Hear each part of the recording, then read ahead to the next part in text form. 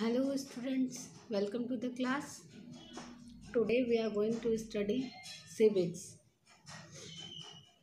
Previous class में हम लोगों ने डेमोक्रेसी के बारे में जाना था और टाइप्स ऑफ डेमोक्रेसी।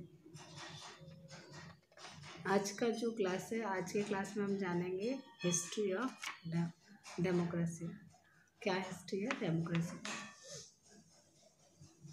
तो चलिए देखते हैं। In Athens, the ancient city of Greece, all the male citizens formed a body called the assembly that took the important decision of the state. अगर हम बात करें डेमोक्रेसी की तो एथेंस में एथेंस में जो कि एंशियंट स्टेट है ग्रीस का, एंशियंट सिटी स्टेट था ग्रीस का, वहाँ पे सभी जो मेल सिटीजन थे वो एक बॉडी फॉर्म करते थे जिसको असेंबली के नाम से जाना जाता था। और वो क्या करते थे, इम्पोर्टेंट डिसीजन लेने के लिए बोल सकते हैं कि बॉडी का निर्माण करते थे, यानी कि एक असेंबली का निर्माण करते थे। This was perhaps the earliest form of direct democracy where people directly participate in governance. अगर हम बोले तो ये अर्लीस्ट फॉर्म था डायरेक्ट डेमोक्रेसी का। यहाँ पे डायरेक्ट डेमोक्रेसी देखी जा रही थी और ये बहुत प्राचीन समय में यहाँ पे देखी जा रही थी, जहाँ पे लोग डायरेक्ट गवर्नेंस में हिस्सा लेते थे।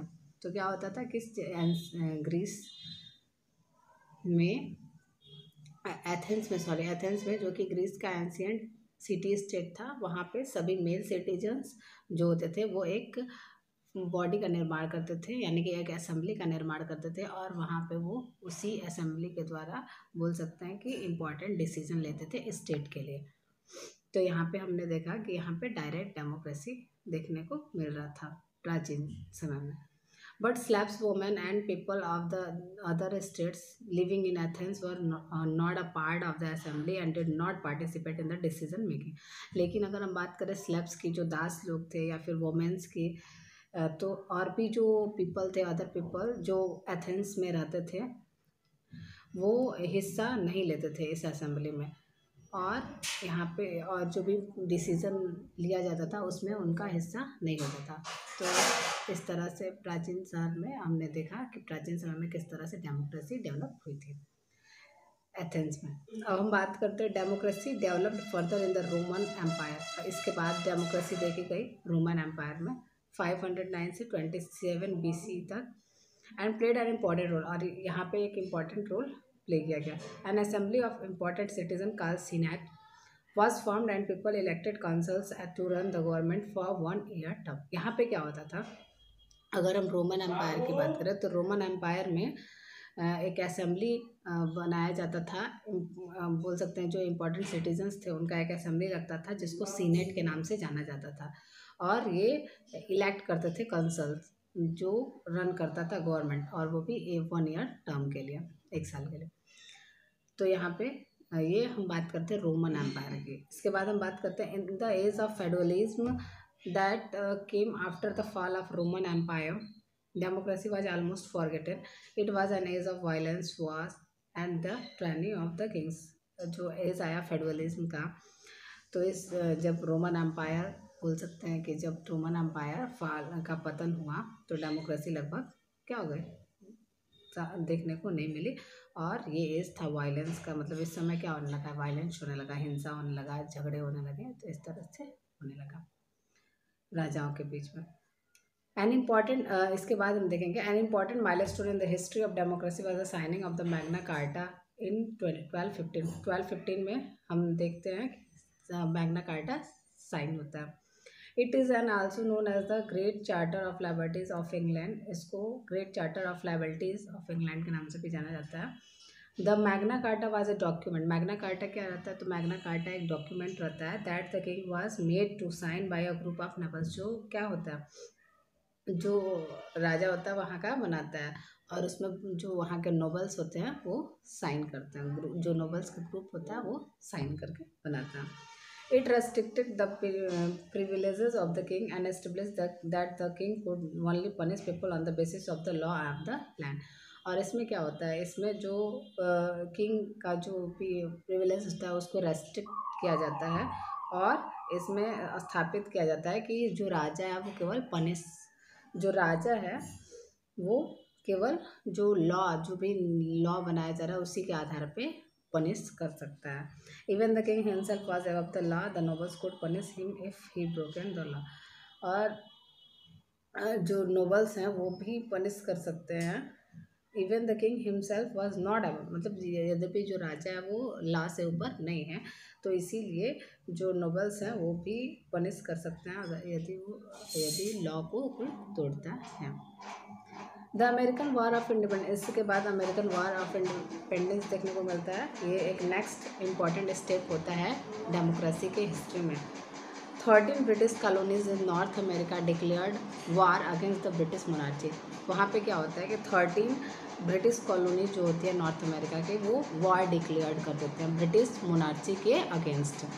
इन 1776 1776 में द कॉलोनीज एडॉप्टेड और डॉक्यूमेंट, कॉलोनी जो होती है, ये जो 13 ब्रिटिश कॉलोनीज होती है, 13 ब्रिटिश कॉलोनी, ये एक डॉक्यूमेंट अडॉप्ट करती हैं, United States Declaration of Independence, which stated that the colonies were no longer a part of the British Empire. जिसमें ये जो ये शो करता है कि ये जो कॉलोनी है वो बहुत लंबे समय तक ब्रिटिश एम्पायर का कॉलोनी नहीं बने रहेंगी। And they were forming a new sovereign state, और ये क्या करेंगे, एक न्यू सॉवरेन स्टेट का निर्माण करेंगे, the United state of America.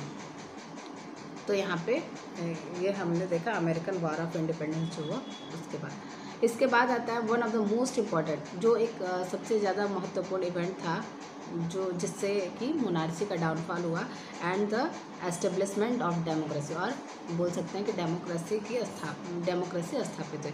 वो था फ्रेंच रेवोल्यूशन जो हुआ 1789 से 99 CE तक। The French society was divided into 3 classes or state. जो फ्रेंच सोसाइटी था वो 3 क्लासेज या फिर हम बोल सकते हैं स्टेट्स में बटा हुआ था। फर्स्ट स्टेट में जो होते थे वो प्रिस्ट आते थे, रिलीजियस लीडर्स आते थे, ठीक है। फर्स्ट स्टेज में क्या होते थे, प्रिस्ट आते थे और भी जो रिलीजियस लीडर्स होते थे वो आते थे। सेकेंड स्टेट में नोबेलिटी आते थे जो रूल करते थे थर्ड स्टेट पे, विच almost इंटरली comprised of poor pheasant, जिसमें कौन आता था, पुअर पीसेंट्स आते थे, गरीब जो किसान होते थे वो आते थे। The third state was made to pay all the taxes, और जो थर्ड स्टेट होता था वो सभी टैक्सेस को पे करता था। मतलब 3 स्टेट होते थे। फर्स्ट स्टेट में कौन होता था, तो प्रिस्ट होते थे, पुजारी वगैरह होते थे, जो रिलीजियस लीडर होते थे वो होते थे। सेकेंड स्टेट में नोबल्स बोल सकते हैं, नोबल्स थे। और जो थर्ड स्टेट था, ठीक है, उसमें कौन थे, तो उसमें गरीब किसान वगैरह थे। तो और जो थर्ड स्टेट था वो उन सभी को क्या करना पड़ता था, सभी टैक्सेस को पे करना पड़ता था। And all the taxes while the king and the first second state lead a lavish life. जबकि जो राजा होता था या फिर जो फर्स्ट और सेकेंड स्टेट होता था, ठीक है, तो वो लोग बहुत ही लैविश लाइफ, मतलब बहुत ही अच्छा लाइफ व्यतीत करते थे। Finally the third state revolted that led to the fall of the monarchy. और अंत में क्या हुआ कि जो थर्ड स्टेट था वो रिवोल्ट कर दिया और इस तरह से मोनार्ची क्या होगी, ख़त्म हो गई। वहाँ पे मतलब राजा का शासन था और वो क्या करता था, सभी पे राज करता था, और जो लोअर कास्ट होते थे, जो सबसे निचले स्तर पे होते थे, वो सारे टैक्सेस को पे करते थे। तो जो थर्ड स्टेट के लोग थे उन्होंने क्या कर दिया, रिवोल्ट कर दिया, विद्रोह कर दिया, और जिससे कि वहाँ पे जो मोनार्ची था यानी कि जो राजा का शासन था वो वहाँ पे ख़त्म हुआ। A national constituent assembly was formed with representative of all 3 states। इसके बाद वहाँ पे नेशनल कॉन्स्टिट्यूएंट असेंबली का निर्माण हुआ जिसमें सभी स्टेट, ये जो 3 स्टेट्स है उसके रिप्रेजेंटेटिव शामिल होंगे। It erupted the Declaration of Right of Man and the Citizen in 1789, which stated that all men are equal by nature and before the law। और ये अडॉप्ट किया गया, ये जो declaration of right of man end of the citizen इन 1789, जिसमें ये state किया गया कि जो भी सभी जो मैन है वो इक्वल है नेचर के द्वारा और बिफोर द लॉ। मतलब बोल सकते हैं कि सभी जो मैन है वो इक्वल है, इसमें ये डिक्लेयर किया गया। तो इस तरह से बोल सकते हैं कि डेमोक्रेसी अस्तित्व में आया। हमने देखा किस तरह से ग्रीस में स्टार्ट हुआ। वहाँ पे सब पहले क्या था, सभी मेल सिटीजन्स को अधिकार था वोटिंग करने का। फिर धीरे धीरे रोमन एम्पायर में देखा गया, फिर हमने देखा जो अमेरिकन वॉर हुआ इंडिपेंडेंस का, फिर फ्रेंच रेवोल्यूशन हुआ। तो इस तरह से डेमोक्रेसी धीरे धीरे अस्तित्व में आया और आज हम देख रहे हैं कि आज ज़्यादातर जो कंट्रीज़ हैं वो डेमोक्रेसी जो फॉर्म है गवर्नमेंट का उसको फॉलो करते हैं। हमारा जो कंट्री है इंडिया, ये भी एक बहुत बड़ा बोल सकते हैं डेमोक्रेटिक कंट्री है। तो आज का जो क्लास है यहीं पे स्टॉप होता है। नेक्स्ट क्लास में हम लोग जानेंगे फॉर्म्स ऑफ गवर्नमेंट। डेमोक्रेसी के बारे में तो हम लोगों ने जान लिया, डेमोक्रेसी के अलावा भी और भी तरह के गवर्नमेंट हैं जिसको हम नेक्स्ट क्लास में डिस्कस करेंगे। Thank you.